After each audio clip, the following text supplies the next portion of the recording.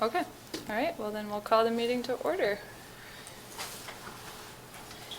And we'll start with the pledge. I pledge allegiance to the flag of the United States of America and to the republic for which it stands, one nation, under God, indivisible, with liberty and justice for all. All right, roll call please, Mary Kay. Dr. Dave Bardo, Jill Maddock Nelson, Here. Dr. Noel Deed, Here. Katie Anna Stringa, Here. Julie's here, Andy, Yes. Andy Mary. Is there anybody signed up for public comment? Okay. We will go to, this is overwhelming for me to read this layout. We'll go into new business, 2022-2023 budget overview. So I prepared one through the end of February. Everything is trending as expected. Again, salaries are a touch up, benefits are down. With the healthcare change and less employees taking benefits, that is understandable. And then our purchase services are trending now kind of closer year to date. Non-capital purchases are a bit high, but with a few repairs that we've had in our maintenance department, those make sense. So any other questions specific to that? Well, I know Dave had been in touch with you, so he felt pretty good about it, so I'll let you kind of take the lead. Yep, Okay. Nope, if no other questions, then we can move right along. Okay. So then I'm going to kind of cover everything for 22-23 first before jumping into like what next year has for that. So normally we try to do this a little earlier in the year, amend the budget closer to what we know our revenues are going to be coming in at, as well as where our expenses are going to be falling. Coming in, it's been something I've been digging deeper into, and so I do feel confident that presenting the amended budget notice here to you guys is as close as we possibly can get at the current moment. There were some changes in revenues as expected. We received final numbers through some of our grants and our common school library funds, which comes in January. So we were able to adjust those amounts. And then we received a few more donations in a few areas, so we wanted to account for those as well. Any questions in regards to the revenues that had changed? What is the WUFAR? What's it stand for? WUFR is the Wisconsin WUFR, yeah. Uniform, let me grab it, it's Financial national accounting codes. codes requirements, or, yeah. Something like that. Yep. So WUFR is the codes that we use, and it breaks everything down to like a very specific identification through the state. So ultimately, all of our, in our expenditures, all of our field trips and pupil transportation that are kind of one-offs was in instruction. And they said, nope, we're going to change that WUFR code to go into student services instead. They like to do that, just kind of change things as they see Just to fit. see if you're paying attention. Yep, so WUFR to us is like coding, medical coding for doctors. It's very intricate, and the slightest wrong number and they're not happy with you. So Okay. that was a change that we had to shift all pupil travel, such as field trips and activities and co-curriculars down into the support services category, as well as shifting after-school expense from non-program to support services per what the WUFR or what BPI states. Okay, So thank you. those were those changes. And then we received our what's called our qualification and approval on our grant carryovers. So a few numbers had changed in the special projects funds for our IDEA grant. And then in our capital project, we've started pulling down a little bit of what Bray's been billing us for the window project at this point. So that's where those changes come in. I don't expect a lot in that category this year. I expect quite a bit more next year.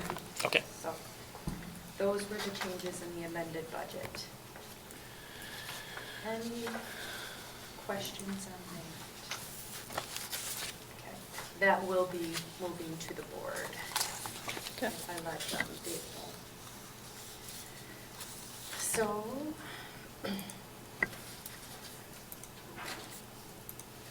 I don't know, Jill, if you normally announce the moving to item C or? Usually, but you can keep rolling. Okay. Were you ready for it? I am if you I'm guys- okay with, I mean, I'm, Okay. you're Okay, fine. so then the retirement HRA district contribution plan. This plan is a board-approved plan each year. It's not in our benefits book, so it's, we bring it to the board every year. This is for our teachers that are actively employed with us. And so once they have completed their 6th year of service, they become eligible for $1,000 or whatever you guys decide. In the past, it's been $1,000 that was put into an HRA that then gets fully turned over to them upon retirement, once they're fully vested. If they do not retire with us or fully vest, then it is forfeited back to the school or to Antigo School District. And this year, we have 76 employees that qualify for this retirement contribution. And so I'm bringing it to you guys to decide if we want to move it forward this year, and if so, to decide on a contribution amount for this year. So that's the number of eligible candidates, not the ones who are fully vested. No, correct. Those are the eligible active employees that are able, that Starting qualify. in their 6th year and beyond, okay. Yep. just so you understand, somebody who's been here 11 years, they're 50% vested. Does that mean if they leave in the 11th year, they're going to get half of their money? Only if they are of retirement age. They have to be vested and be eligible for the retirement system. So if they're just going to a different district, they lose it, and the same at 75%? Even at 100 if they are not of retirement age. Okay, all right, So thank to you. stay here, you got to retire from. And then, how does this compare to what other districts are doing? To be honest, I do not know, but I can look, I can ask for some feedback from other districts as to what they do. So what is considered that retirement age? Is it at 65? Is it at 52? Is it? There's a formula, and I know it has to do with having 30 years, and I believe the 30 years at age 57, so some combination of those two, and then you have a rate accordingly. But that's all I really know. But are the teachers aware of it when they join, and annually is Oh, there of some way that? this? Yes, of Oh, this. So I they're- see. That is a good question, Because because I don't believe it's part of our onboarding process. It is not, and it is not in our handbook. We do, like, they get notified once it's been established that they do have this money, but they just don't have access to it until retirement. Maybe So it's- something to consider. it is. Going Retention. forward as part of your onboarding process, or even your recruitment process, that you need to let them know that this is something that we offer, and, you need to be vested for 5 years before you're eligible into this, and then you need to have so many years, and, what if other districts are doing it a little differently? I don't want them to say that, I came under this assumption that, like Annie brought up, I'm in year 11 of my practice, So and I decide to retire, and then you don't want. Speaking with our rep, because I did meet him early on, he did say it's rare to have to meet both.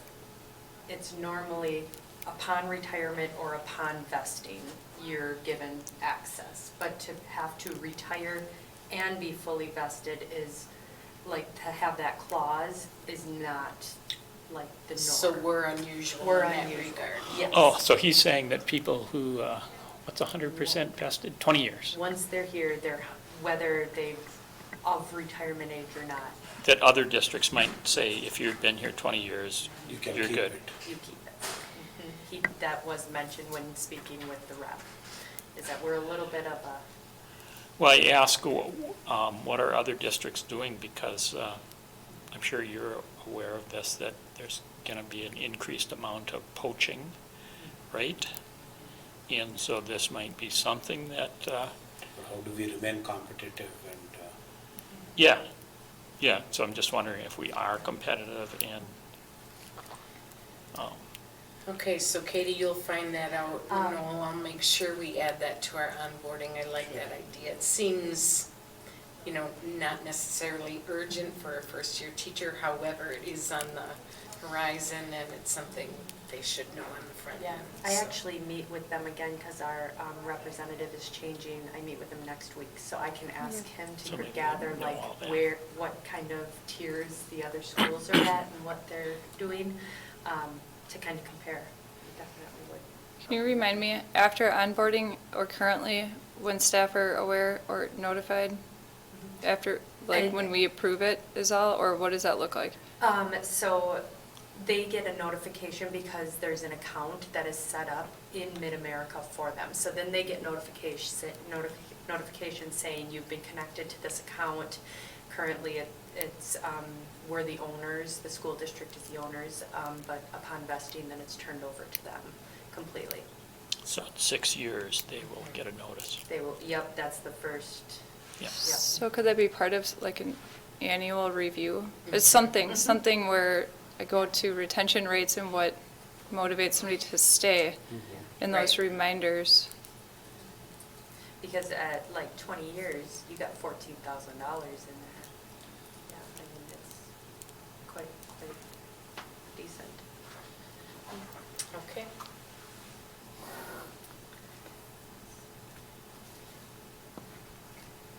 So this you would like to bring to the full board, but we'll Were gather you looking for a that. recommendation Yes, of what a we rec- thought? Yep. Yeah, On what you guys would, like, in the past, it's been $1,000 for the teachers that are at their 6th year of service or above.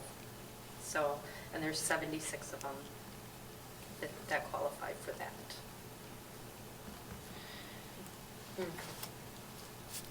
I would say $1,000, but more than that, I would say, I would want to know what other districts are doing.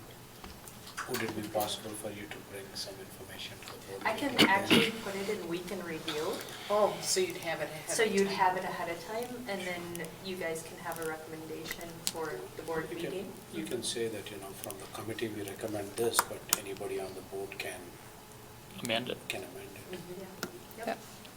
okay? Based on, where we are compared to other districts, are we competitive enough for recruiting or retention? And if not, that'd be something, maybe it's $100, maybe it's $200, but Yep. we also have to look at the financial impact of the district in that situation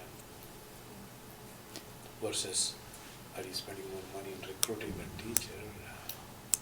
Where's the- Yeah, I where's- think that's where's the the next item, balance? yeah.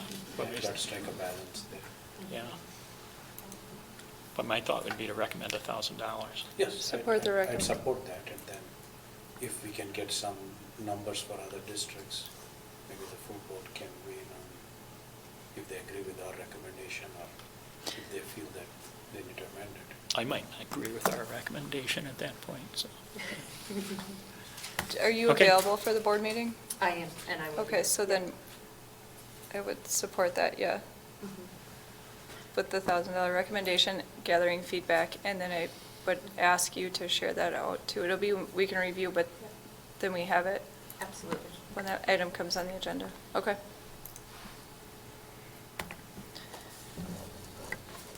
Ready to go to letter D? Yep. Okay. Sounds good.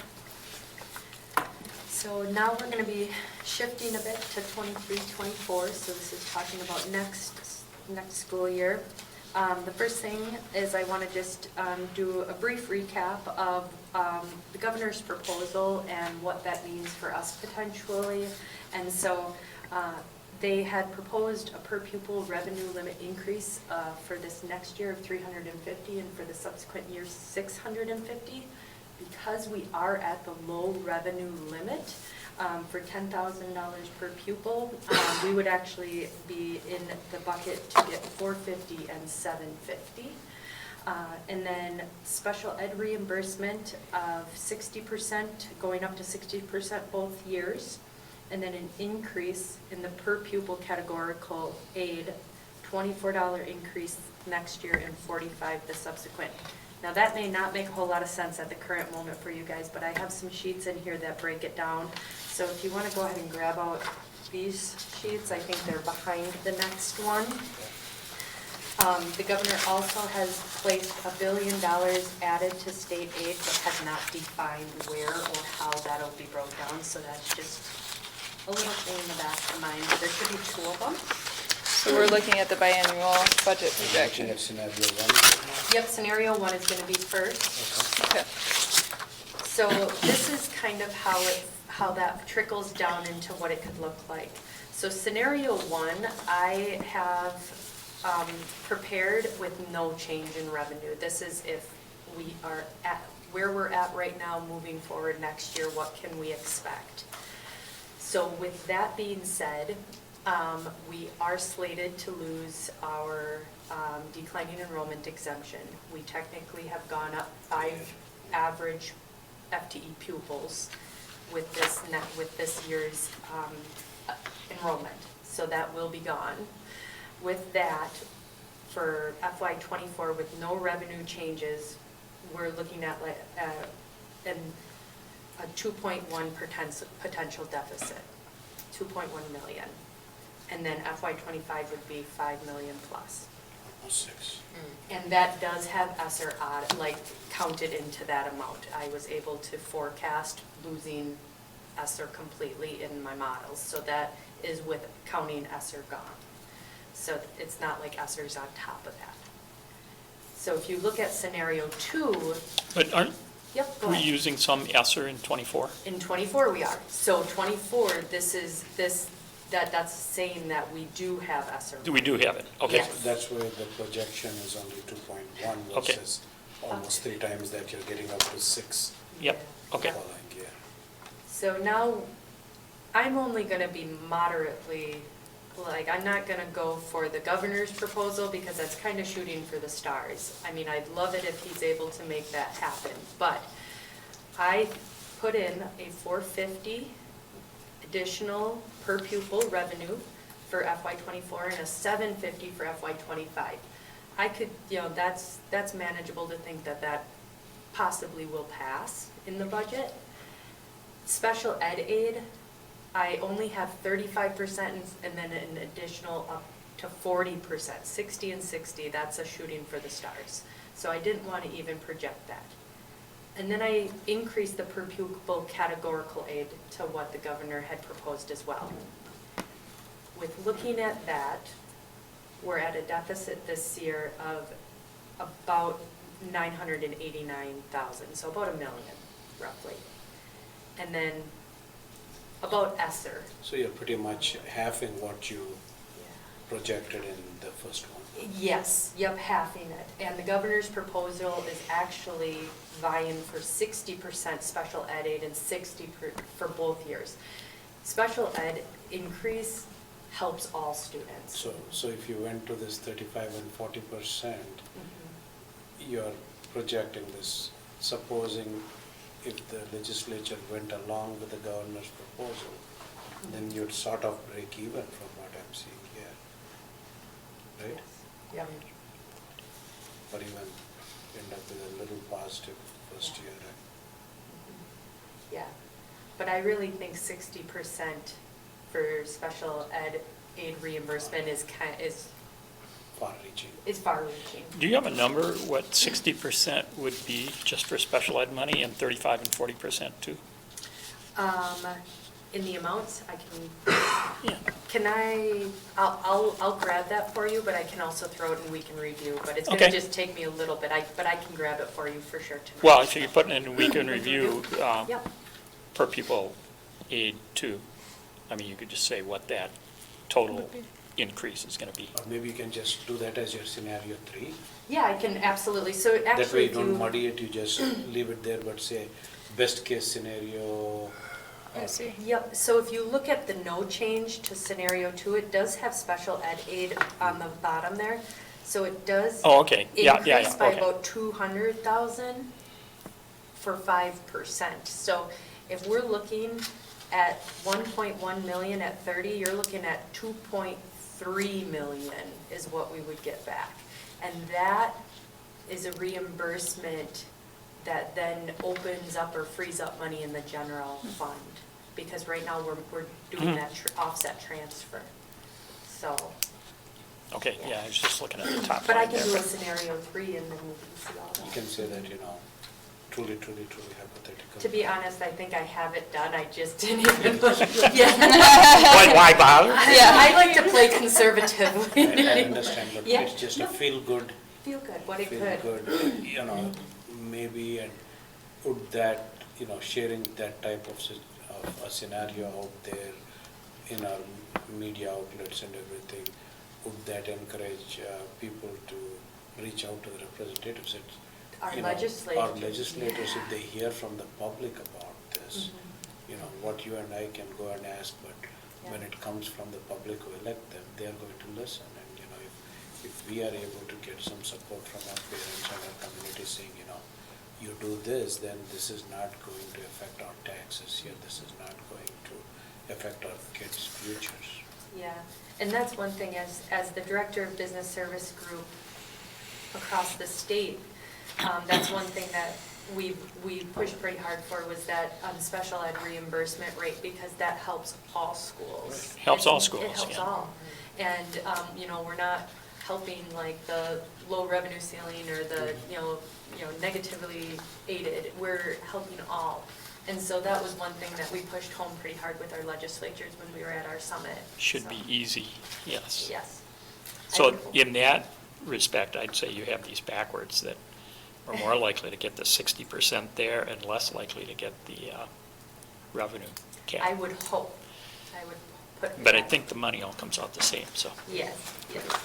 So Argue now, about that. knowing our scenarios, I would like to present the budget status from what I've been working through and expecting kind of for possible additions and possible reductions for our current budget.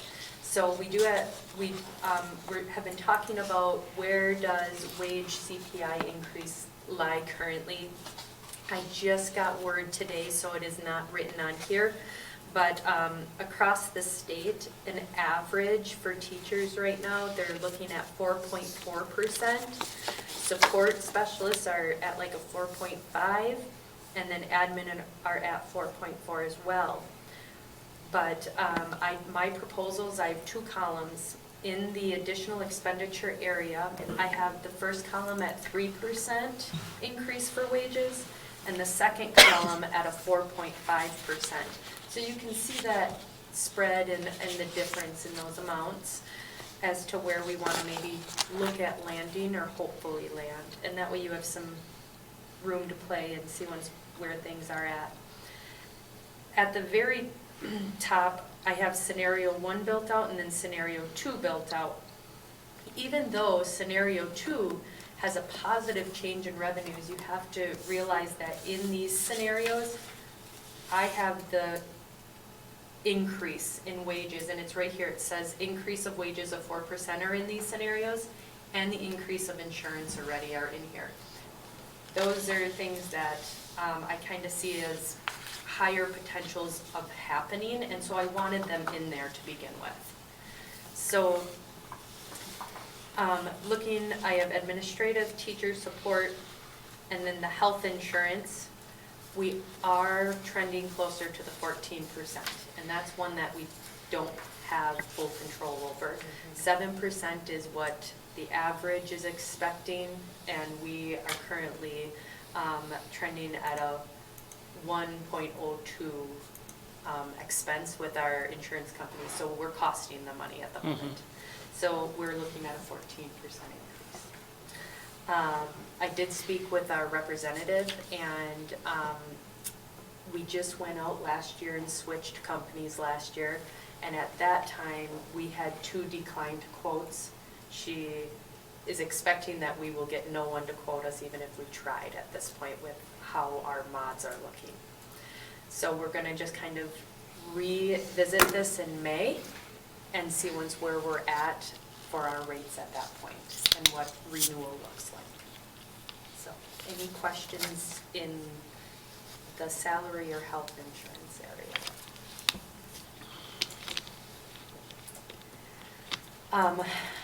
Transportation and utilities. Utilities, we're trending pretty equal at the current moment, but I have not heard back from transportation.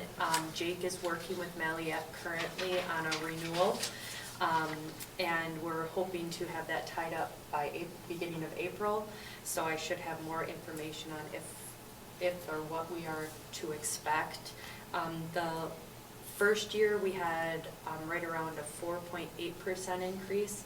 And this past year, we had a little bit higher, but that is when we bargained to create a more sustainable wage for our bus drivers. So that's where that excess came from last year. So I don't expect that. Yeah, I think it was like 15%. I don't expect that.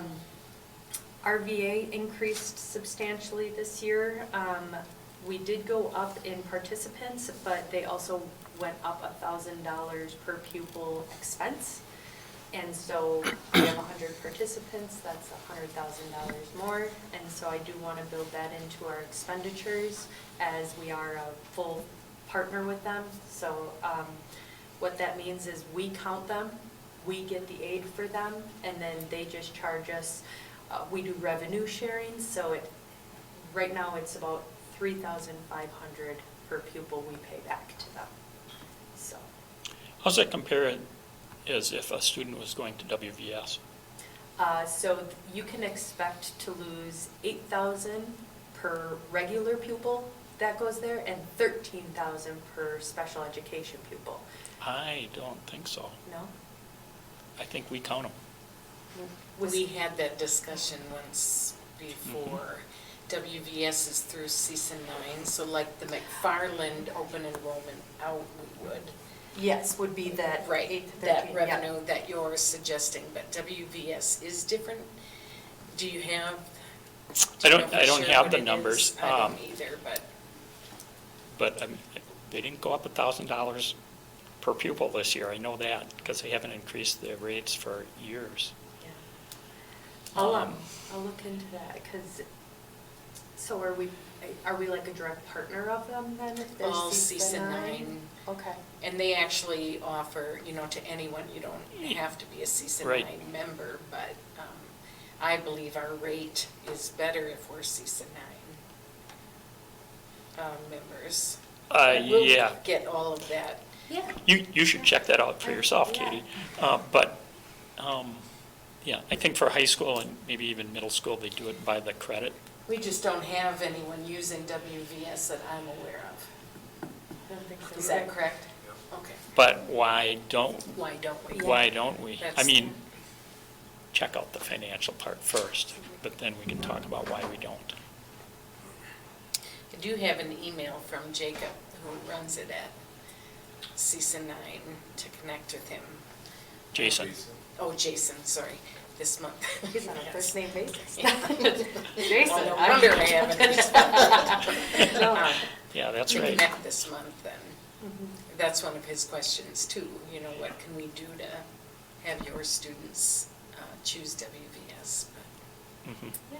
what I honestly wish is that those who are interested in going virtual could remain with us and take a WVS load. But that is not an option unless we formed a charter school. What? Well, No. we can Be split. offer a virtual program. We'd have to, but doesn't it have to have an authorizing charter? No. We can offer a virtual program, we just couldn't solicit students from outside the Antigo School District to be in there. Yeah, our students can do it all through WVS if they want to, Yep. Versus using the RVA. versus using the RVA. Right. And one of the reasons, you know, that people may have chosen RVA in the past is RVA has K-12 or for K-12. And WVS has just started that in the last 2 years. Okay, so they are. And advertisements are better with RVA. And the I was gonna advertisements say, are better, year. yes. Marketing is Yeah, if you stronger. don't market it, how are you going to sell the product? WVS, you know, it's just quality. That's the only marketing they have. Word of So mouth if goes it's- only so far nowadays. If a student currently is considering RVA, was there a discussion with the district that leads to RVA? Like, what does that look like to begin with?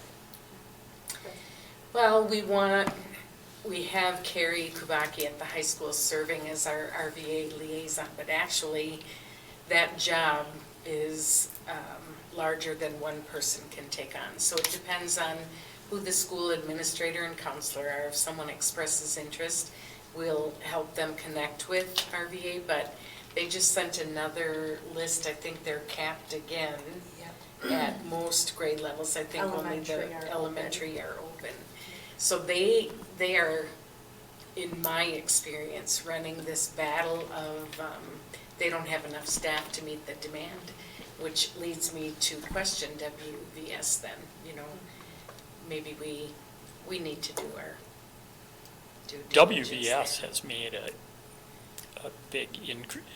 Actually, it increased in maybe 2021, made this big, and then has come back down to what it was. So it's pretty stable, actually. Okay. I mean, you'd say it's stable. But, yeah, you would have to, because I don't think they charge, that they have the same fee schedule, you know, there's not, Yeah. I think at high school, RVA is charging, well, now it must be $4,000 a student or something, 35 or and close to 40. WVS is charging by the credit. Okay. And I'm not sure how they're doing it at elementary. We'll connect with Jason Yeah. and, Do we know what the motivator is that we're losing students to RVA? Like, what draws students to the RVA? Like, do we want to, my experience is it's twofold, and Clint, you should probably chime in here too. Some genuinely prefer the online learning and being home, learning virtually. Others select it in effort to avoid attending school. So they'll enroll in a McFarland, which is open enrollment, or RVA, or say they're going to homeschool because we're on them about attendance, and so it's an avoidance tactic, but then RVA kicks them back to us as soon as they're not meeting expectations. So it's kind of a vicious cycle because we lose time with them then. Same with McFarland, they'll just send a letter saying the student hasn't logged on in, you know, X amount of time, so they are, as of today, re-enrolled in your district. That's really tough, because then they're even less invested with us. And any student that is open enrolled can be terminated for truancy reasons. But we, in a public school, cannot do that, and understandably so. Now, we can terminate enrollment for a student that is open enrolling from Merrill over here, and they have truancy challenges, we can terminate that. But Not our- when our home students get terminated for truancy or non-participation in RVA's case, we absorb them back regardless of what the status is. But we are RVA's Number biggest one customer. partner. So I would just say, the other reason people would want to go to WVS is they just have a much bigger course offering. So if kids want to take Chinese or advanced science or math. Really anything. Anything. is They have comprehensive. dual credit now, and their dual credit is in conjunction with Stevens Point and Green Bay. So it's taught through those schools. It's, so I don't know why we're with RVA. That'll be my next rabbit hole. Do you feel like other districts in CISA 9 do take advantage? I don't have that knowledge. but- Yeah, I think they have 9,000 enrollments in WVS, but it's also something that we realize we don't market well enough. I know, but is it something that someone can maybe come make a board presentation? Oh, yeah, Jason would do that. Not many at of least us by are- Zoom, he would do Yeah, it. you are so much knowledgeable than the rest of us, but, you know, if somebody out in the community came to me and asked me about it, I'd be like, Yeah. I need to call the superintendent or talk to the high school principal. Yeah, I It gotta might be think he would something even do a presentation, if the parents who are in RVA would, here's another option for you. And really, when we lose somebody to McFarland, it's sad that we don't get them in one of these two other programs, Right. where And if we you would did it keep them. somewhere where you could record it and be available. Yeah. Those who can't make it to the meetings, they can still look at it and they can share it. Oh, that's a This- good idea. You can Yeah. share it on social media. Or you could send each of those families a link, yeah. Yeah.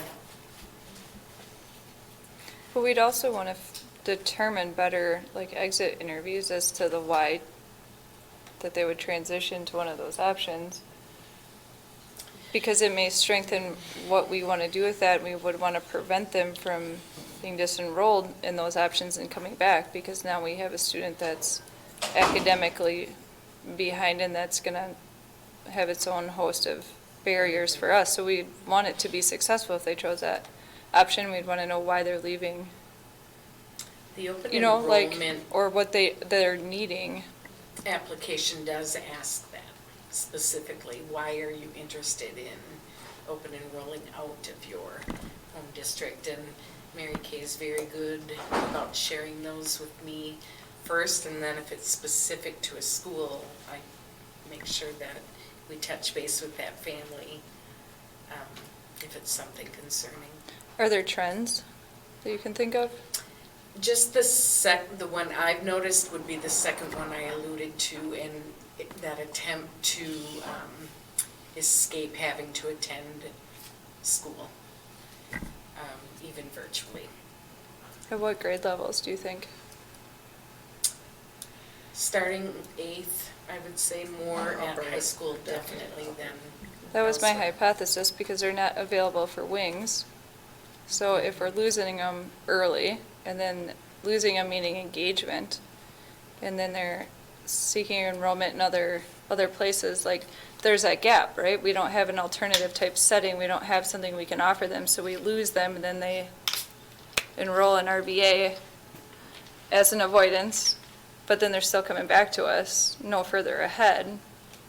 So I'm just curious what do those trends look like, and how Yeah, could we use that? We talked about expanding wings, right, down to Yeah. down to 8th grade? Heather said when I checked in with her for her mid-year eval, how much she would love to have a middle school version of Wings. I think she has the space at the middle school. It would be a matter of hiring an additional staff member plus to run it effectively.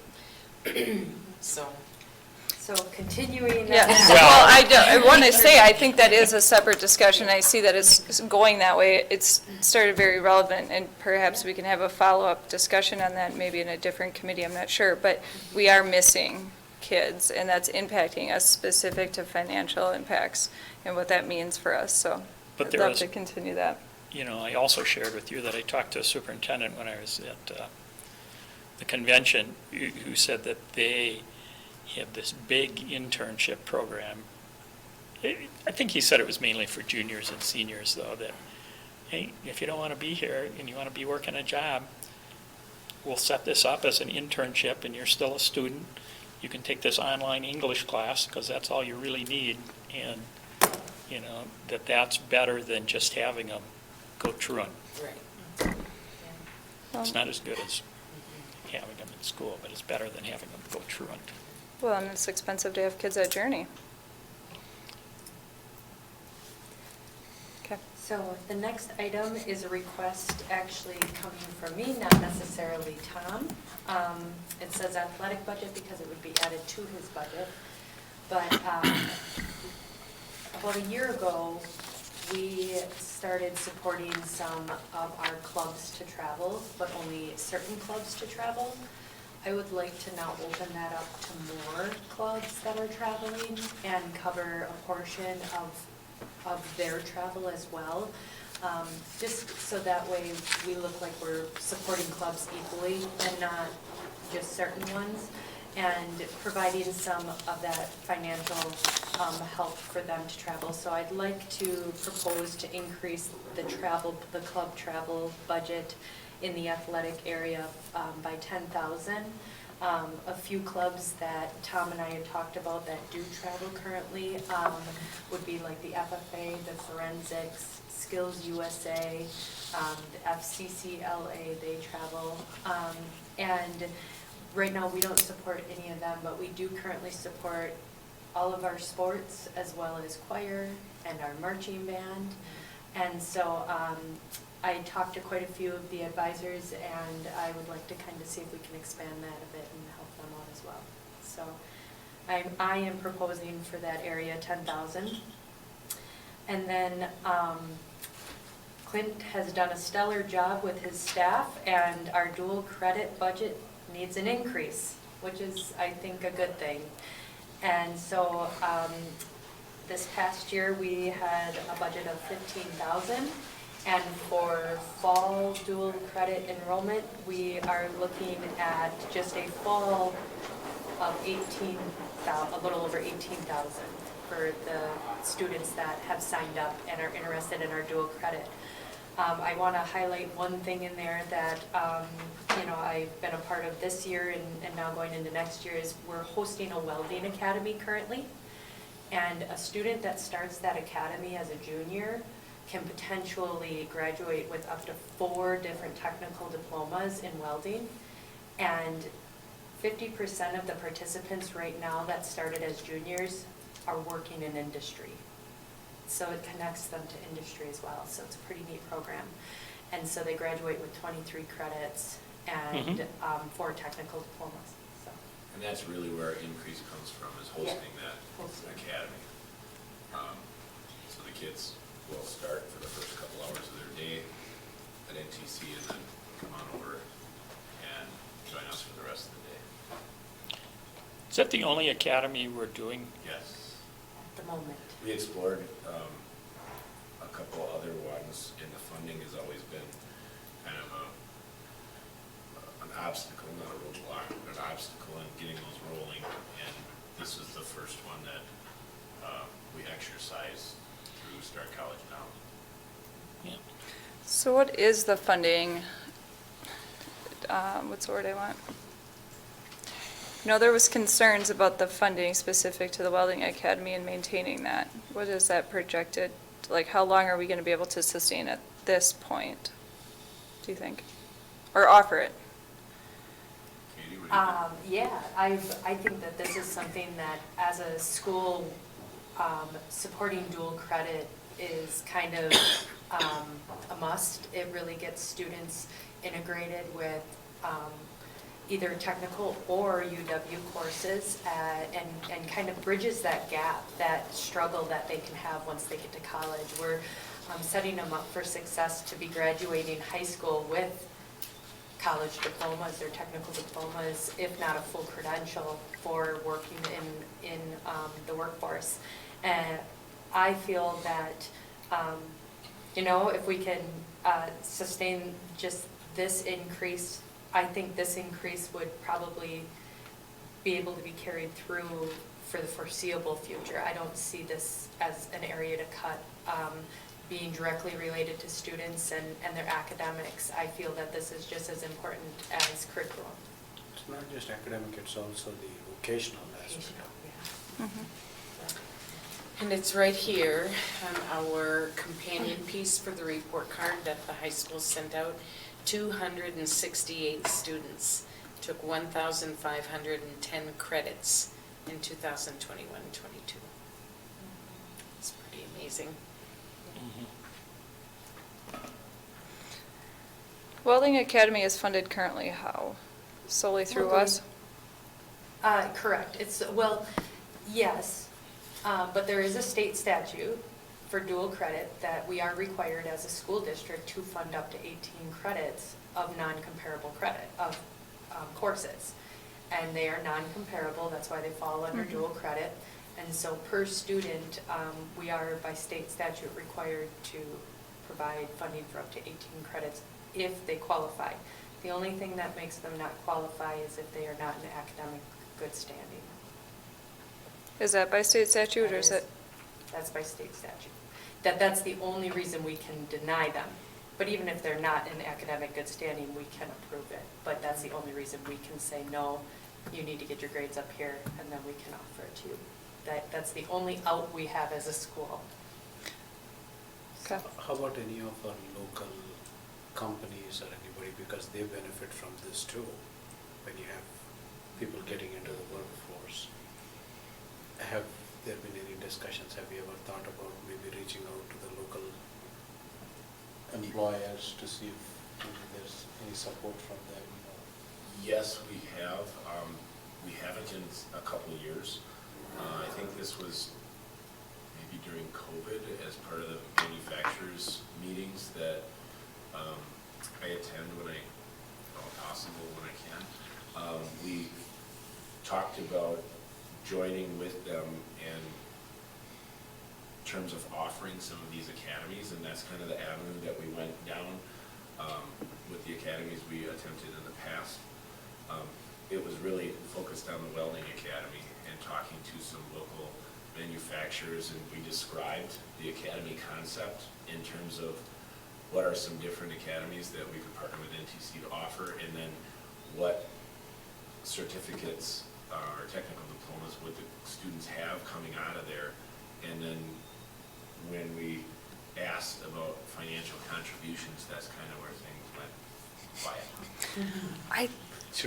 I think NTC shared though, because of sustainability, we like, what does this look like if they contribute financially? What, how long is the program going to last for? What is the outcome? What outcomes are we going to produce? I believe I had a conversation several months ago now, but I think that now that you say that, This was several years ago. correct. Well, things But have to current, changed so much yeah. in the last 2 years, employment-wise. Yeah, that's But students don't pay anything, right? correct. Yeah, and so it's not like you can have a business pay for a student in exchange for committing to work for a year. I do Yeah. think the tech to employer pipeline is strong, though, like Oh, you yeah. said, the 50% job placement in that As a junior. as a junior. As a junior, we have 50% in working in industry already, As a junior. as a junior.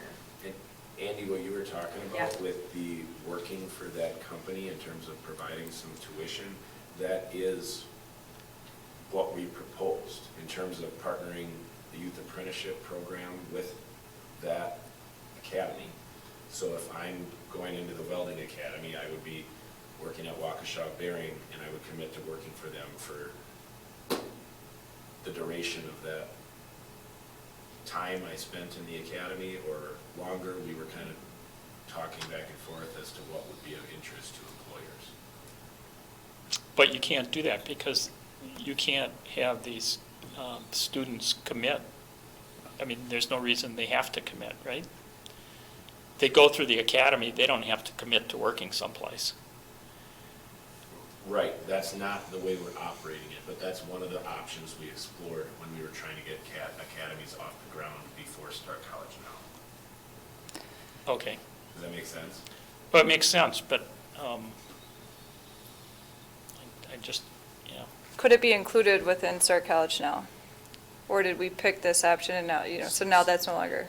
Start College Now is completely independent of that. Okay.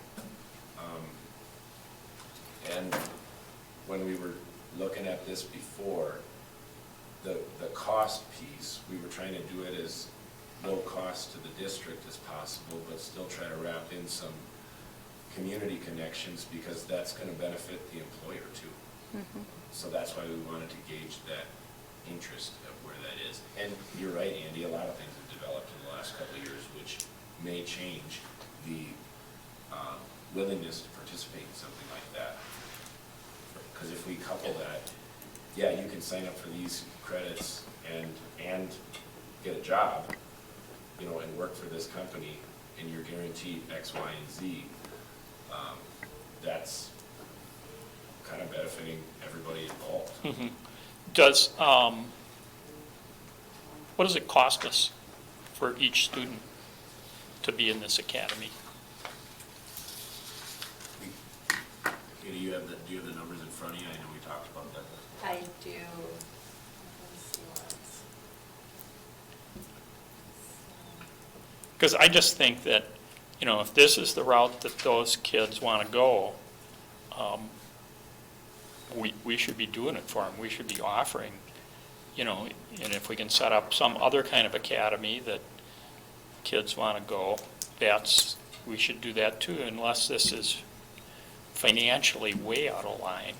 Well, and we can also, and this goes beyond, well, it's right in conjunction with this discussion. We can offer academies that have classes that we teach here for dual credit that can count towards that academy. Because like Mike Parizek, our metals instructor, he can teach any class that those kids go to. We just can't find it in his schedule to have that time available to teach those classes. So if we had any teacher who can teach that dual credit course that is part of that academy, our cost for each one of these would be less to have a kid go through the academy if they can take X course here at the high school before. Do we teach any welding at the high school? Yes. So it's between $4,500 and $5,000 per student for the full 23 credits. So about $2,500 a year per student. And that's for them to get 4 technical diplomas. But if they're over there, aren't we saving, and they're not in some other class, theoretically? Yeah, I mean, Theoretically. I would say that's a minimal, that's a negligible impact, I would say. There's only a handful of these students, and when you take 15 kids and you spread them out through however many classes, it's, Doesn't matter? yeah. Yeah, I know how that works. Right now, we have metals 1, metals fabrication, and then Red Robin machining, as far as those are kind of the 3 classes pertaining to welding that we have. And that Red Robin machining is that student-run business where customers come in and order different things or have different things fixed, and the kids do all of that. Well, yep. A lot of positive feedback on the Welding Academy. Yeah, What? it was pretty neat to hear all the goods. I did a bunch of digging today on it to tie up some loose ends. And pretty neat. Just a quick question to go back. Yeah. How many clubs are there in the high school? I'll look it up for you. Yeah, I was gonna say, do you have a quick, and then there's how many clubs are active is I think probably the important. We have groups that haven't made it to club status, who meet informally, just with a Okay. volunteer advisor, but no budget. Uh-huh. Well, I'm just thinking that for some club like, I don't know, maybe there's chess club. Yeah, they would go to a tournament, except nobody wants to raise the money for it. And so if you're going to start giving money to some of the clubs, would you give money to that kind of a club where kids are interested, have someplace they want to go, but they don't want to raise the money? So we're actually looking at providing 50%, up to 50% transportation up to a certain dollar amount per club and seeing how that goes. Okay. Because we want some, we want some Skin in the ownership, skin in the Yes. game. We want them to want to be there as well and know that, you know, we appreciate them, we're supporting them as a school, but, you know, it can't solely fall on us because that would be a place to cut if needed to cut. And we're not sure if it will generate interest, but Yeah. we hope so. We Mhm. would love our students to be out and And experiencing representing that. and experiencing, yeah, that's, because that's where a lot of our exciting news comes from, is some of our clubs that are out there, and I love to see that and get more people involved, so. 22. 22. So they could each have about $500, is that right? There's Yeah. already about 15,000 there that is a pool, so. Okay. Awesome. So then, jumping down to like areas of reductions, currently we have,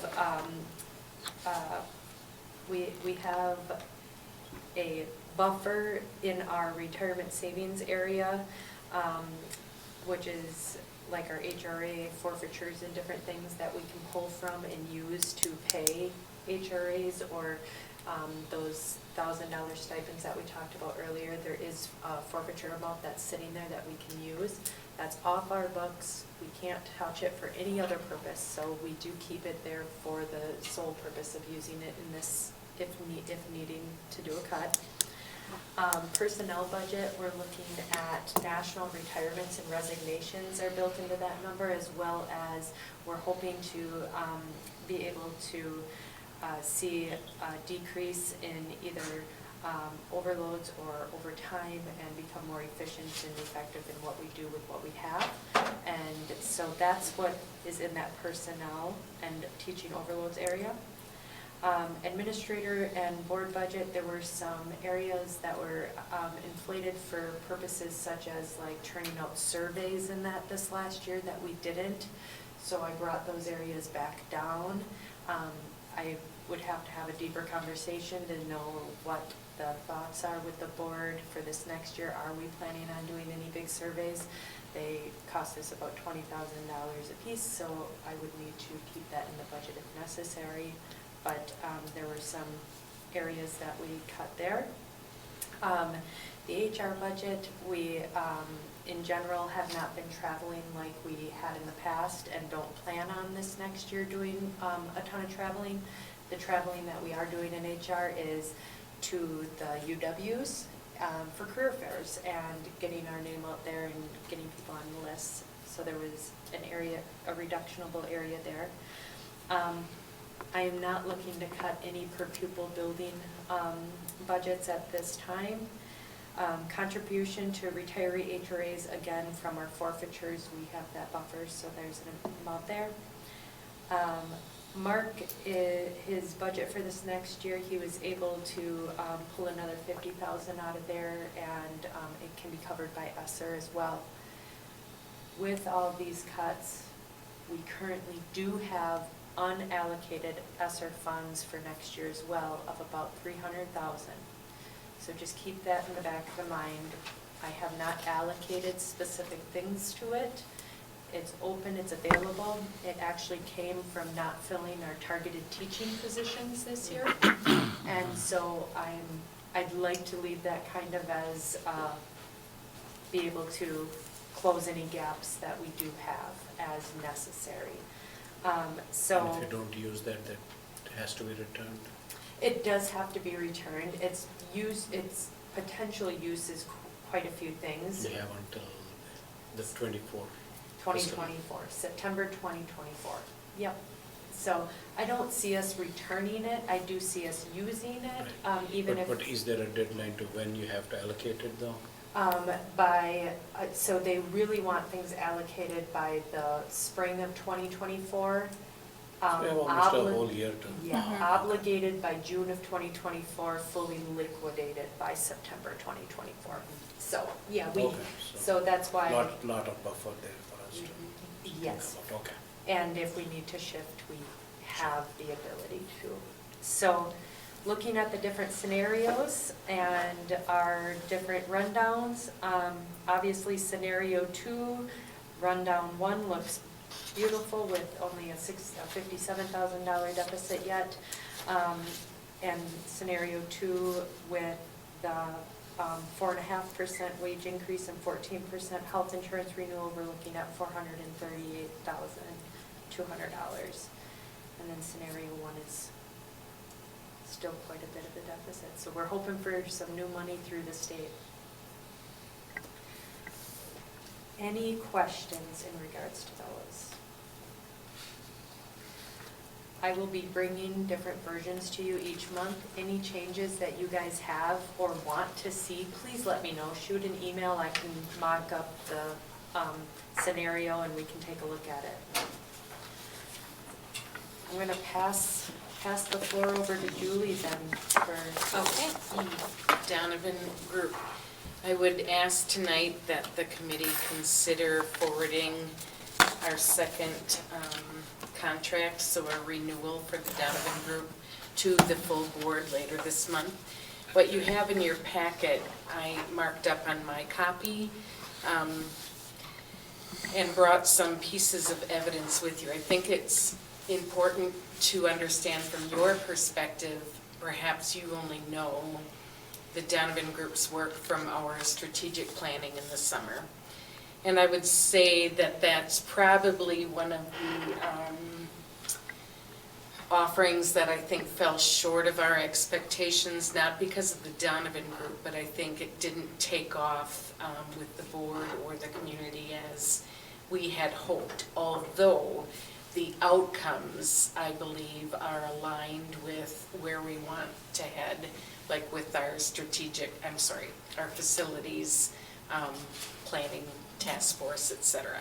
So what I brought were the pieces that they did provide for us, which when I consider a year's work, I think it's most definitely worth the $36,000. We meet with Lori every week as an admin team, and then she also meets as needed with other folks at the building level. So we have this internal communications document that the board approved.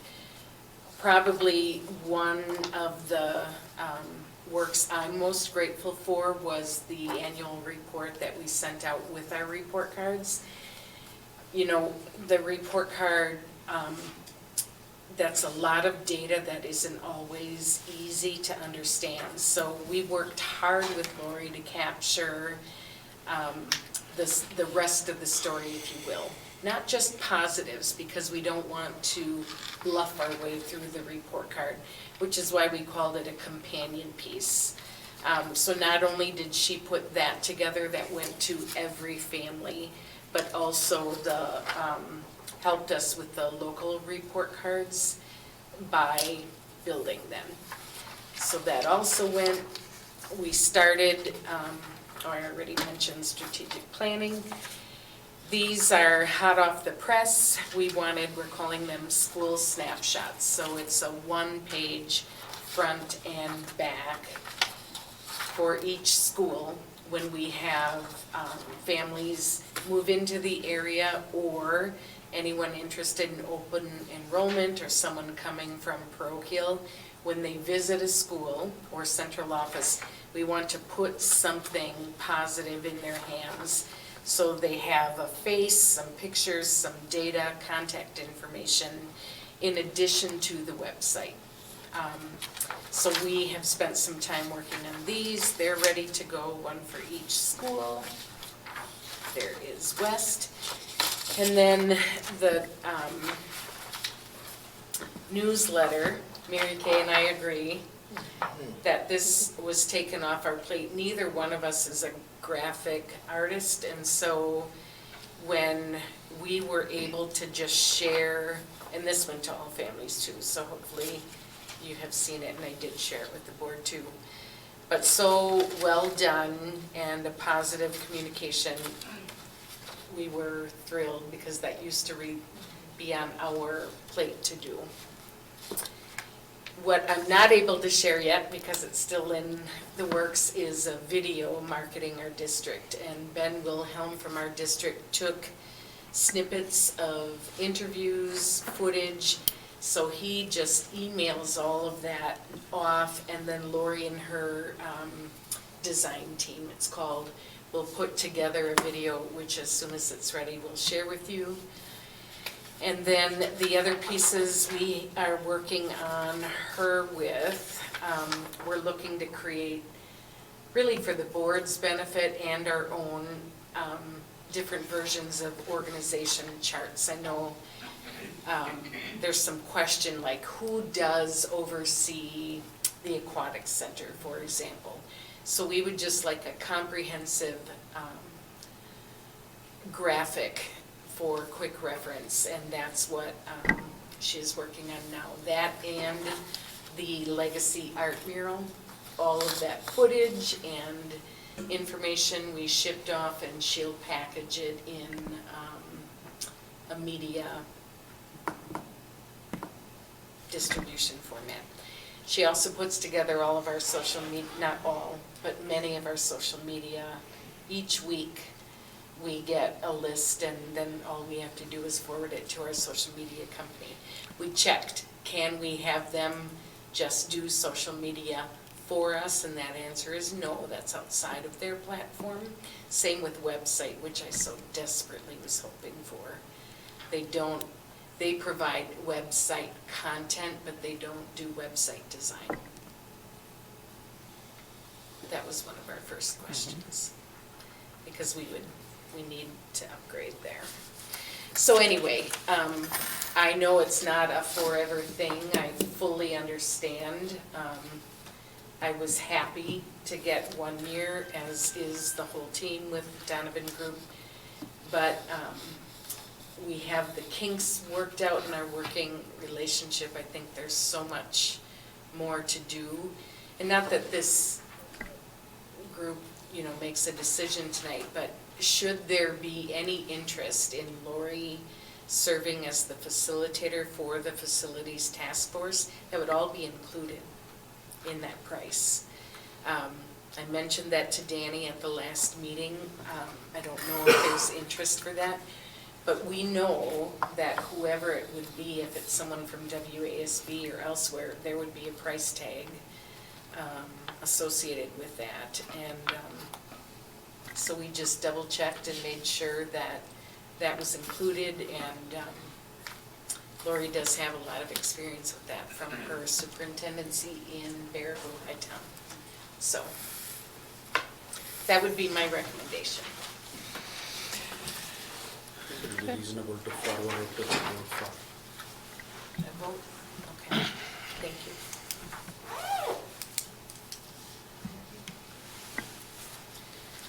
That's all we do with it tonight, is recommend Right. forwarding it. Well, it's not like we have Yeah. multiple proposals to review and decide. So the next item is more of a update, and that's why it's Aquatic Center update. I'm just kind of looking for any feedback tonight, but I meet with the Aquatic Center board on Wednesday to also propose where we are at with Mary. She is retiring in June, and so we've been working on, do we post for that position? Or it was brought to my attention that the Woodson YMCA actually directs aquatic centers for different entities. So they run the Mosinee School District Aquatic Center, no strings attached, they run that for them.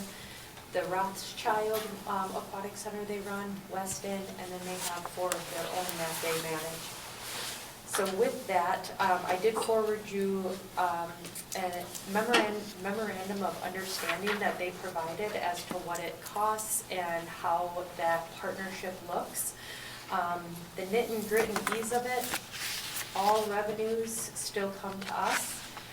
We pay expenses of the director and of all lifeguards and any supplies that goes on within the aquatic center. The one thing that we would pay on top of that is a, 30-some thousand. yep, admin fee, yep, the admin fee.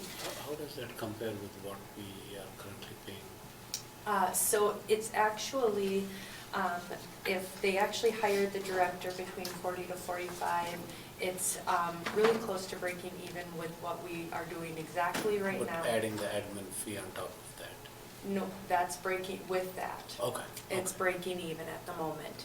Now, knowing that, because I called, because I said, you say plus benefits, what's your benefit package? Because that can change price considerably. So after 2 years of a director being in, they do offer a 12% retirement. So then that would bring it up. The one thing they said to consider is that they know the nit and grit and the ins and outs of effective pool use, making sure that it's filled and being used as much as possible for the community that it's sitting in. And so they kind of looked and saw some openings to be able to maybe provide some more programming in our area if they were to take over director of it. One thing, the pros and cons, we can definitely also post for the position in hopes that we get qualified applicants. They would also post for it, but then they do all the training and they take care of all the licensures and making sure that the certifications are where they need to be. So those are the two options that we're currently looking at. Are there any questions from you at the current moment that we should be considering when I talk with the Aquatic Center Board? I think I'm still not financially savvy, so explain this to me. So when you talk about them hiring a director, is it just the director, but from what you described, it looked like they are going to manage the aquatic center? Am I understanding it Yeah, so correctly? no, operations would not change. The only thing that would really change is all personnel would be off our books and be on the WISE books. Okay, it's not just the director, it's the, Lifeguards, it's anyone Okay. that works at the aquatic center would be on theirs. It's our building, they run the programming, but we pay expense and we get the revenues from it. okay, that's what I understood you to say. So basically, we are just sort of leasing out the facilities, or they are sort of loaning us all the staff to run the place. Yeah. Because when you said that they are going to figure out if there's any gaps in our schedules and fill them, then that means that they are pretty much doing the day-to-day operations then. Everything. They are doing everything at that point. Theoretically, they're So- trying to increase income. Yes. Right. So it's not just Increased hiring the usership. director, but basically they're managing the whole show. They are managing the whole show. Correct. Okay, that makes sense. And Mary Ponasek has just been Oh. amazing. Yes. But part of it is her personal commitment, like she would come in on a moment's notice, Yeah. spent a lot of hours here, and it was really a one-person show. And that frightens me a little bit, because I don't know if within our community we can replace Mary one-for-one. I endorse a team approach to really capitalize on lessons and summer school usage and the things that have been difficult for one person to manage. And with the Y, that's one thing. So the aquatic center falls under my eye, and if we do hire, I would take on a lot to try and support that person, because that is not my strong suit either. I know nothing about running an aquatic center. Mary knows that. And one thing that I really like about looking at potentially the partnership with the Y is they have a network of directors that they work with. And so we would have ours, but Mary's going on vacation at the end of the month. And there would be another director there taking on when she's out, where now she goes, I go on vacation, but I keep my phone very close. And it's like, where does the rubber meet the road on being able to actually take a vacation or not? And you know, having that network of directors, I think is a really big positive or supportive network to be able to lean on as well. So just kind of working through the different. So you're going to take this to the Aquatic Center Board and discuss it with them? Correct. Because, you know, my concern is that the Aquatic Center Board has raised a lot of money over the years to keep that going, and if they feel left out. They would still be, and we made that a guarantee with talking with, so Mary also talked with them and walked the Brian Bailey and Abby Tesh. Abby's the director of the aquatics through ours, and that was a requirement, is that our board would, our aquatics board and the school board would still be the sayers of what went on there and how it went.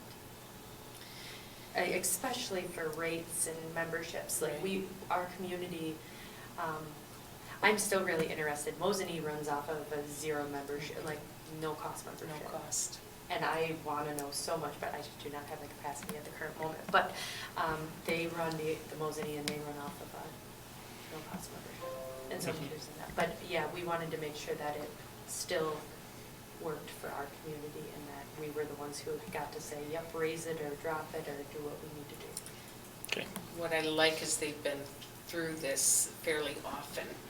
So in coming in and managing an aquatic center, so we wouldn't be the first, or they know what they're doing, which helps. It's comforting. Yeah. Yeah. So yeah, I will be talking with the aquatics board on Wednesday to see what their thoughts are. If you guys have any questions or concerns or thoughts in the interim, please let me know. Once I gain some feedback from them, we will turn out and we can review kind of a recap of what that conversation had. Okay. So, Maybe something that somebody from here would like to go look at some of the other facilities or talk to some of the other places where they're managing it. we have a board retreat trying to be set up to meet Mr. Bailey and see his facilities. Yeah. We've got to get that off the ground. It's on agenda this Wednesday, but that'll work for you, Jill? I know it's a lot. Andy, I think you're a no, Right. and Dr. Deep, you're a no. But we do have, I think you'd be the 5th if you were able to go. I can follow up after. Sure. Okay. All right. We can adjourn. It is 7:25. We'll call the meeting to order. Starting at 7:15.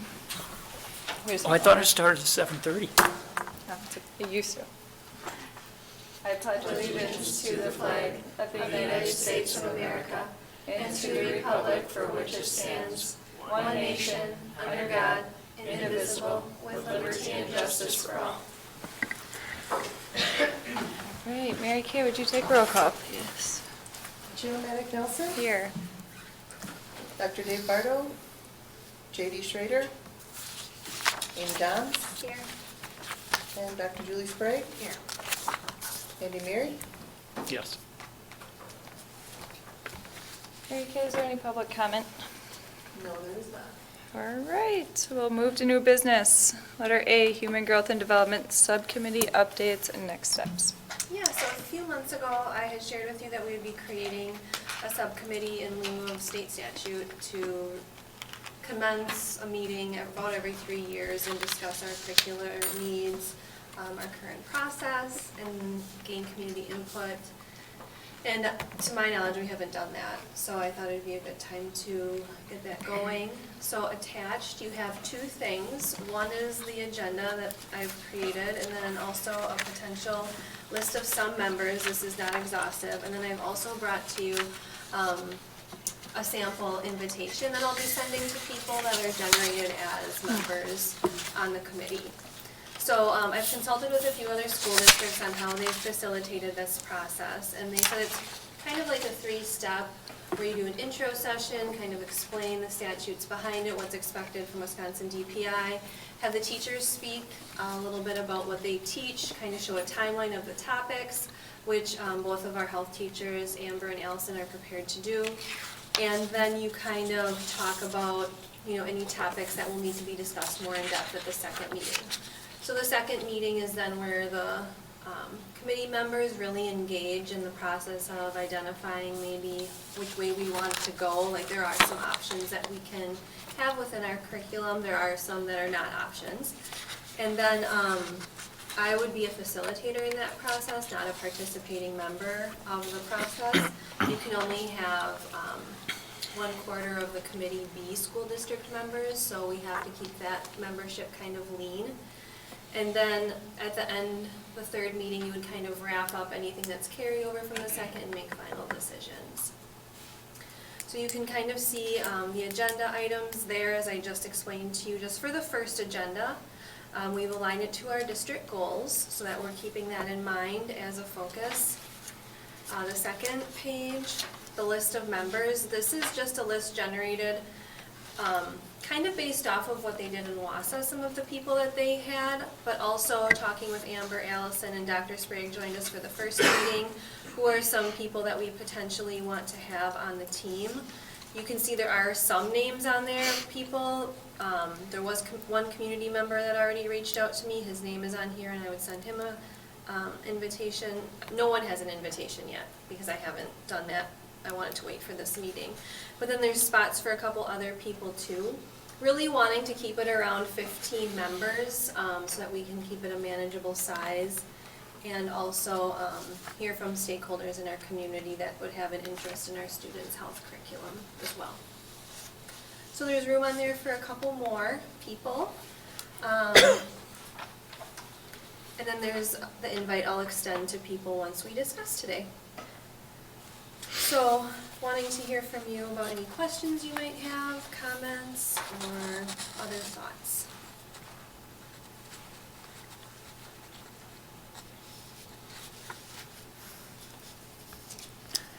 You've done a lot of work on this, so I appreciate that, thank you. Yeah, you're welcome. It'd be good to be compliant. So, If I could just share a little bit of an area that I feel, I wouldn't say uncomfortable, but wanting to make sure we're representing the community in a way that's representative of all of its members. On here, I indicated 2 leaders of 2 churches. I know they're the largest churches in our community, but I don't want anyone to feel like they're disregarded in this process either. There's not a lot of times where we have space in a public school for religious representation, and so I don't want this to be necessarily exhaustive if there are other people who represent a different denomination within our community that feel it would be important to be a part of the process. Or if you have suggestions too, and I would also want someone from this committee to be on it as well. So like a C&I board member representative as well.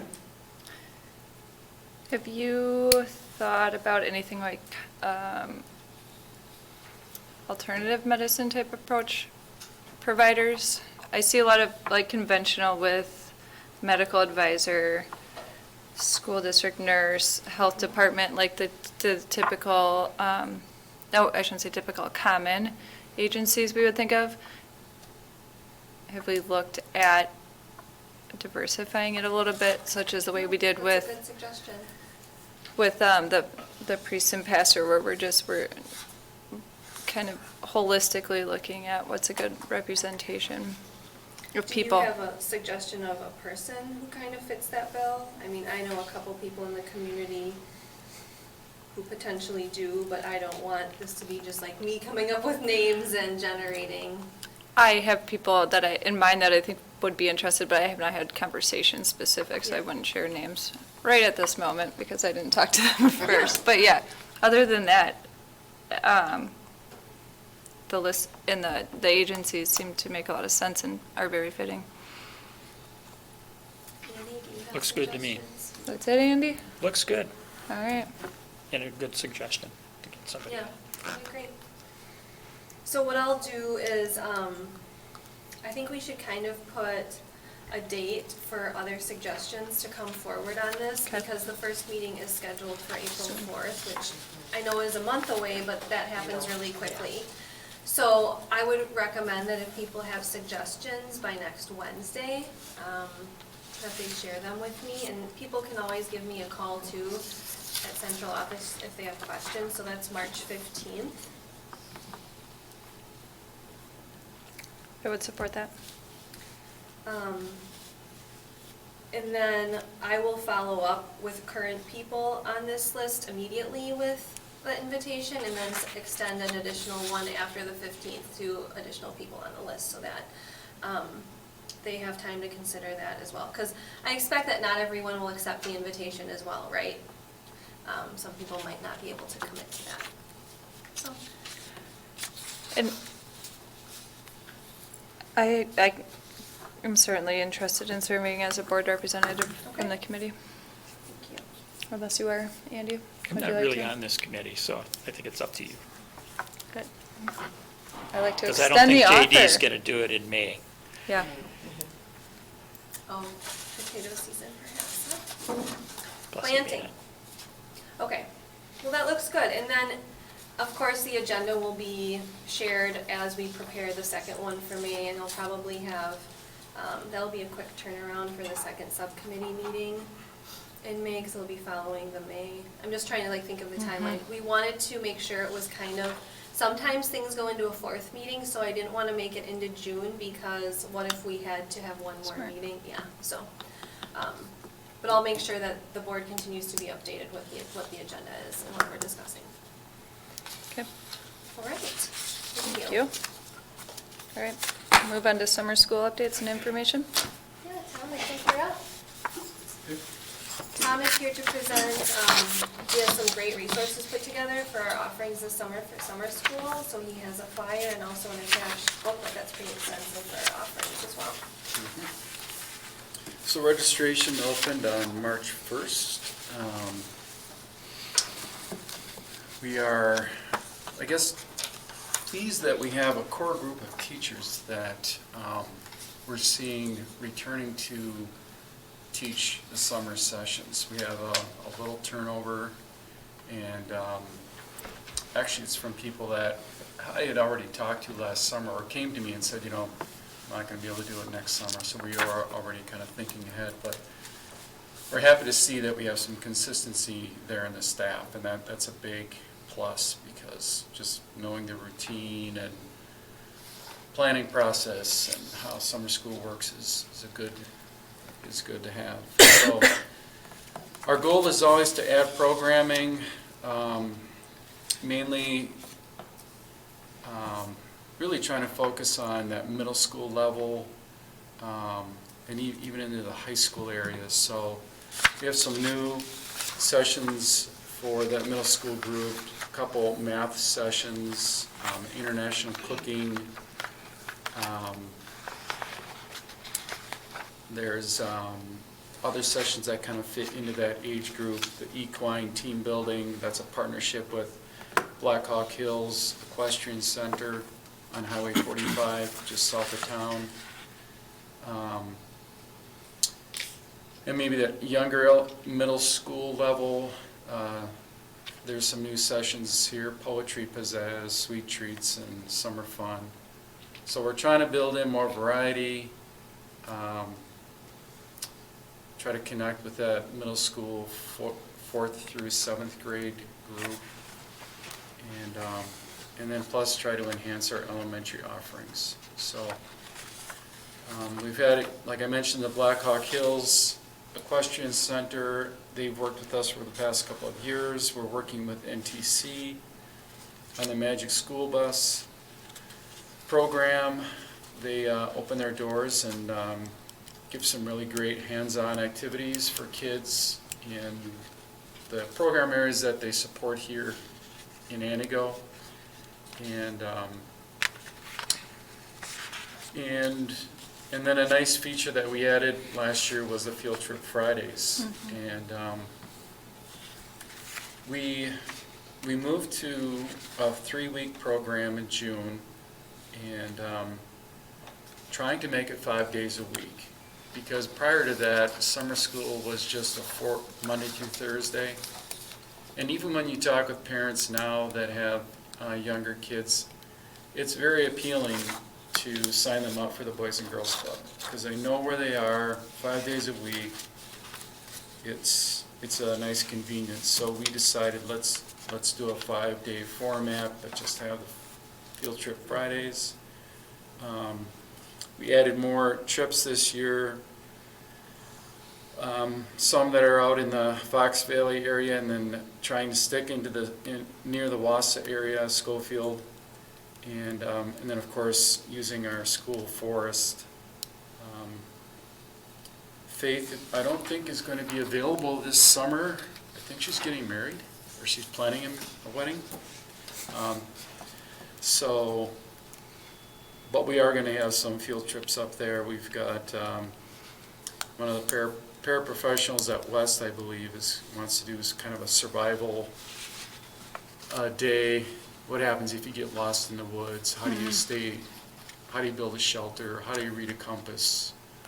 How do you stay warm if you need to? That's a little bit about our program right now. I really appreciated this edition with the, like showing the different grade levels and like what your kids could participate in. It's a nice, Agreed. like one glance for a parent to be like, okay, here's what you can go to and here are your options. So I thought that was a really nice addition. Yeah, because we've had some parents get a little confused and they sign their student up for every single class. Like, well, It really wasn't thank you, involved. but yeah, it's not going to work. Yeah, I should have mentioned too, then we also include the marching band camps and in summer school also. And I heard, in the previous meeting talking about the aquatic center. That is an area that we'd like to tap into also. Just didn't work out for this summer, but to be able to even run summer swimming lessons, Yes. where it would be a win-win for us in the aquatic center. We can count those students, maybe even squeeze in a day session, because when summer school's running, I believe they offer right now, the sessions are later afternoon, kind of like that dinner time. And it's, For swim lessons? yeah. Yep.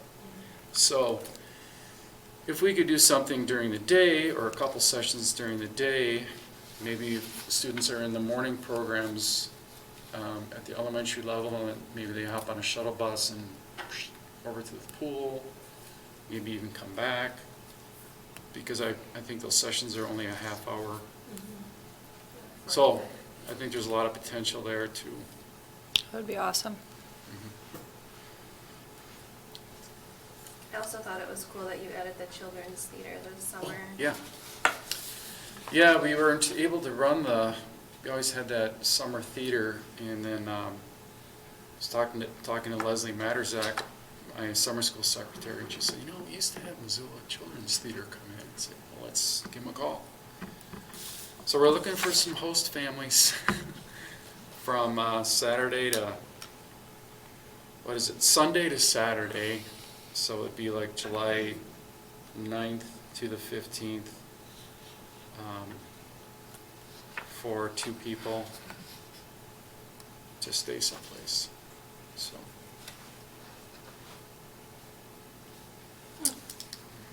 I didn't know that was part of the package. Well, either or you pay for their hotel,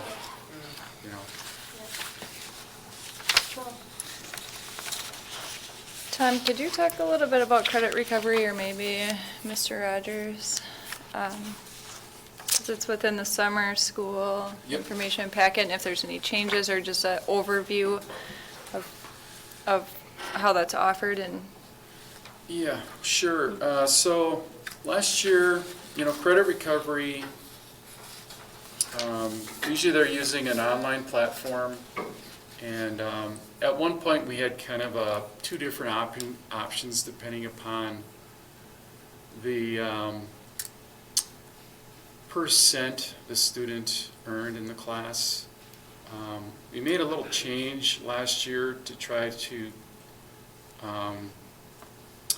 create an incentive to enroll and view it as a way to earn the credit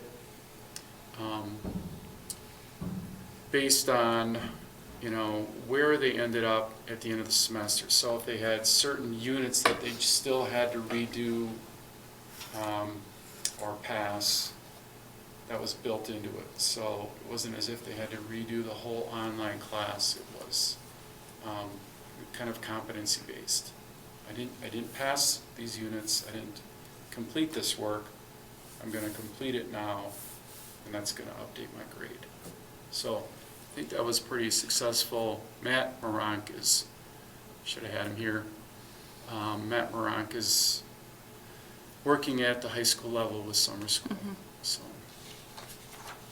I think it was for math and ELA, they had in-person instructors for some of that as well. So when Tom talks about online, a majority of the classes were, but for ELA and math, they did have in-person instructors helping with That's right. the areas that they didn't show competency or proficiency. And students were able to feel a greater sense of accomplishment. What that also impacts as well is then our FTE as we look into the fall too, because we've had experiences where students didn't pass, perhaps in a year-long course, perhaps English 9, and then maybe didn't pass again in the summer, and now they're in English 9 and English 10 in the fall. And now you're generating more FTE then for our teachers in the classroom. And that kind of can be cyclical, sometimes it's not the work, it's the amount of work sometimes. And when they're able to hone their focus on those areas that they're not yet performing proficiently in, they saw more opportunity for themselves. And that also creates more opportunities for our staff as well. Clint, did we miss anything or anything you want to speak to on that? With the difference, and you may have covered this, Tom, I apologize, but if they were 40% or higher, then they had an opportunity in those English and math courses to zero in on the competencies that they didn't meet. If they were below 40%, then they needed to retake the whole course online. That's a good point. So there had to be effort during the school year, not just you can do whatever you want, and then in these few weeks we'll help you. That's a good point. They have to really have the intention of working. And it is not our curriculum, correct? The summer school curriculum for credit recovery is different than what they... If it's below 40%, we used almost exclusively Odyssey Ware, and that is not going to match up exactly with what we teach in class. It is, no, it's not our curriculum. However, it's based on the state standards, Correct. so Correct. it is somewhat aligned, like in geometry, for example. If these are the standards that I failed second semester, we can zero in on just those standards for summer work. What's the potential for the online credit recovery that I could take it and guess at my answers and build on those results? I've gotten this feedback of outcomes, and the students are passing, but are they increasing knowledge base? If they're guessing, Because it's an they're guessing. educated guess. You're not going to get there by guessing on them. Well, unless it's an educated guess. What does Tyler Lorenz use in Wayne's? Edmentum. He would tell you with Edmentum, absolutely not. You have to have the skills to work through that. So Odyssey Ware is a little bit different. I don't have the same feedback on that one, but. Some staff have shared that students don't come then to the next course, so the prerequisites pass by credit recovery and they go to the next course, but they're still lagging in those skills that, in theory, they should have mastered at that point. So, just Yeah. I think curious on it. that's probably fair for some students. I think that you could say that For for any students who student, pass really. in real time as well. Correct. You know, like Yeah. carry over to 1 year.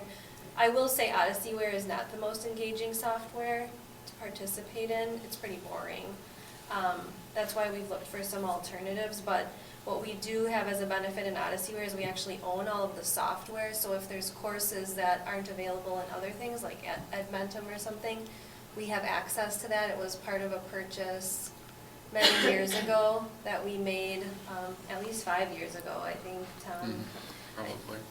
So that we own all of those, but like I said, it's a little bit bland. Okay. Yeah. Will Gail be back I think for so. summer school? I think Okay. so. Okay. Hey, More. no? She Isn't she- retiring or? She, yeah, her resignation will be in. Oh, I didn't even know about that. Okay. Yeah, No, she's, Something to work on, right? We got another possibility. All right. okay. All right. Looks great. For Tom? I like this, thank you Yeah. very much. Thanks. Okay. It's really good staff signed up. Yeah. The descriptions were fun. All right, moving on to C, start college now students for fall 2023. Okay, Quinn, do you want to come and talk about that, please? I think we covered this at the last meeting. We covered mostly the Welding Academy kids, which you see in your attachment there. There are some other classes that you see on that list as well. Those are, like Katie described in the last meeting, those are the unlike classes, I'm gonna say. There's a different term that Katie used, but basically, if they're taking a class that we don't offer a similar course here, then that's where we honor it, and that's that state statute that Katie had referenced. So I would ask if there are any questions on specific courses or the Start College Now program, since we covered that already. I'll just note, when you reference, we covered that in the previous meeting, for anybody attending this one that maybe didn't, previous meeting from the finance committee meeting that occurred earlier tonight. So just in reference to anybody that might view this, that's where they can find that lengthy discussion we had about an hour ago. And we didn't have any new committee members here, so yeah. Mhm.